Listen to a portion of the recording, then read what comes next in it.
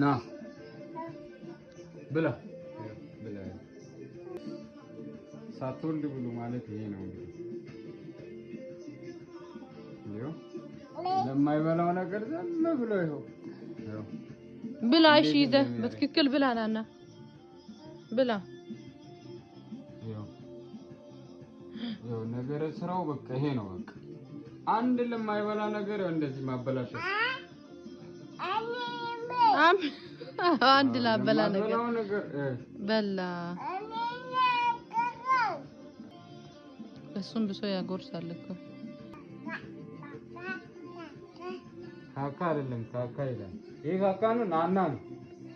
ናና ነው ካካ አይደለም ናና ለምን ነው ልብስን የምታበላሸው ብላ ካካ ናና ነው ናና ነው ናና ነው ካካ አይደለም እኔ ልብላ እኔ በቃ